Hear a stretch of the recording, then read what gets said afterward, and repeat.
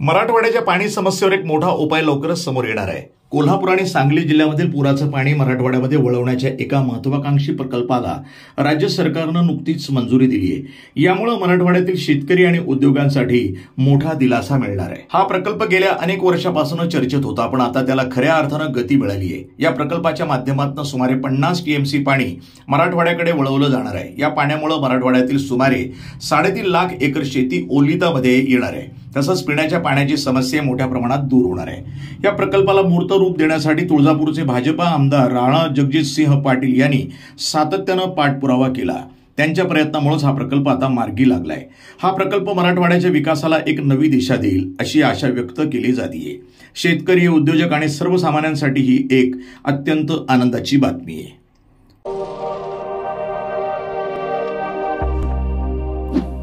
आपल्या सर्वांना कल्पना आहे की आपल्या महाराष्ट्राचे आदरणीय मुख्यमंत्री देवेंद्रजी फडणवीस साहेबांनी मराठवाड्यासाठी अतिशय महत्त्वाचा पाण्याचा जो विषय आहे तो प्राधान्याने घेतलेला आहे आणि महायुती सरकारने आधीच्या टप्प्यात देखील या बाबतीमध्ये भरीव असं काम केलेलं आहे।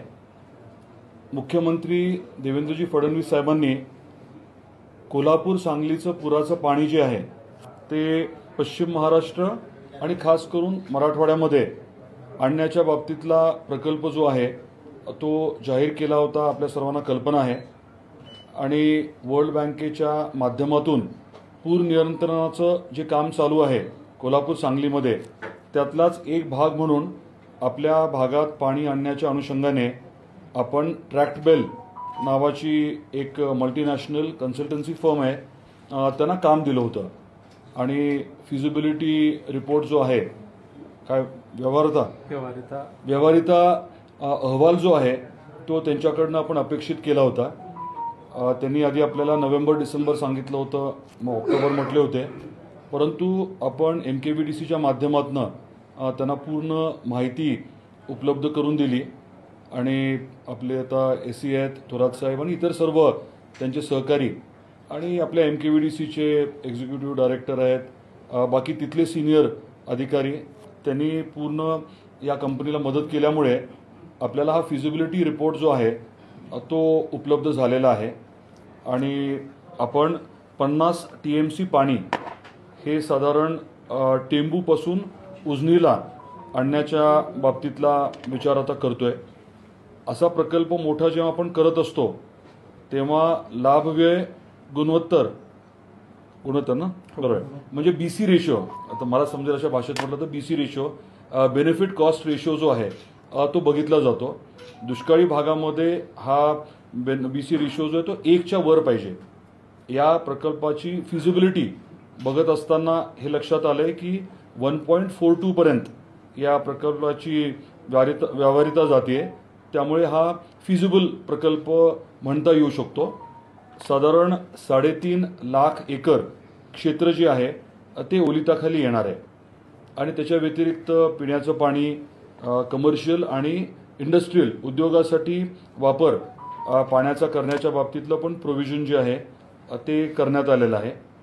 126 किलोमीटर अंदाजे लांबी राहणार आहे। एशिया खंडातला कदाचित हा सगळ्यात मोठा बोगदा जो आहे पाण्यासाठी राहणार आहे। जवळजवळ 93 किलोमीटरचा बोगदा राहणार आहे आणि कनालचा बाकीचा पार्ट आहे तो साधारण 33 किलोमीटर, म्हणजे परत रिपीट करतो 126 किलोमीटर साधारण लांबी राहील आणि त्यातलं 93 किलोमीटर हे बोगद्याचं अंतर असणार आहे आणि 33 किलोमीटर हे चॅनल म्हणजे कालव्याचं आपण म्हणू शकतो।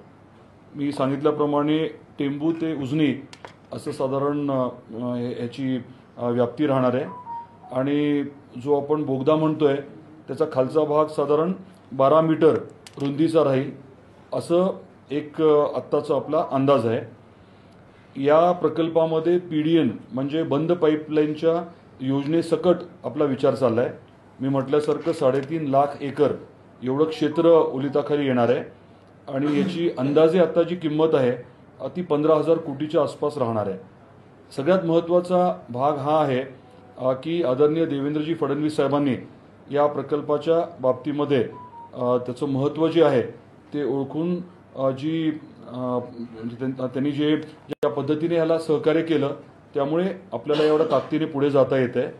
आदरणीय जलसंपदा मंत्री विखे पाटील साहेबांनी देखील या विषयामध्ये आपल्याला खूप मोलाची मदत केलेली आहे. मे पासून जवळजवळ दर महिन्याला अशा 4 बैठका आपण या बाबतीत घेतलेल्या आहेत आणि गेल्या आठवड्यात आपल्याला कल्पना असेल की पुण्यात MKVDCच्या ऑफिसमध्ये देखील बैठक झाली. त्यामुळे एक अतिशय महत्त्वाचा टप्पा म्हणजे फिजिबिलिटीचा हा आता पूर्ण आपण करतोय. याच्यानंतर पुढच्या आठवड्यामध्ये आदरणीय विखे पाटील साहेबांच्या अध्यक्षतेखाली या बाबतीतली बैठक होईल आणि एकदा याला त्यांच्या लेव्हलला मान्यता मिळाल्यानंतर मग आदरणीय मुख्यमंत्री महोदय आणि कॅबिनेटच्या अनुषंगाने अप्रूव्हल होतील. त्याच्यानंतर पुढची प्रक्रिया होईल. तर आज आपल्या माध्यमातून महत्त्वाचं मला हे सांगायचं होतं की फिजिबिलिटी हा प्रकल्प होण्यासारखा आहे का, त्याच्यातला बेनिफिट कॉस्ट रेशो त्याच्यात हे बसतं का, ही आपल्याला सर्वांना जी चिंता होती की हा प्रकल्प खरंच आपल्याला योग्य फायनान्शियली वायबल होऊ शकतो का, तर त्या बाबतीतली आता आपली चिंता मिटलेली आहे आणि गणेश चतुर्थीच्या पूर्वसंध्येला हा महत्त्वाचा विषय मार्गी लागतोय. याला देखील एक वेगळं महत्त्व आहे. आपल्या सर्वांसाठीच अतिशय महत्त्वाच्या या प्रकल्पाला जे सहकार्य महायुती सरकार करतंय, आदरणीय देवेंद्रजी फडणवीस साहेब करतायत, आदरणीय एकनाथरावजी शिंदे साहेब, आदरणीय अजितदादा पवार साहेब आणि आपले जलसंपदा मंत्री राधाकृष्ण विखे पाटील साहेब करतायत, त्याबद्दल धाराशिवकरांच्या वतीने मी आवर्जून आभार देखील व्यक्त करतो. प्रतिनिधी अय्यूब शेख, तुळजापूर, धाराशिव, NTV न्यूज मराठी.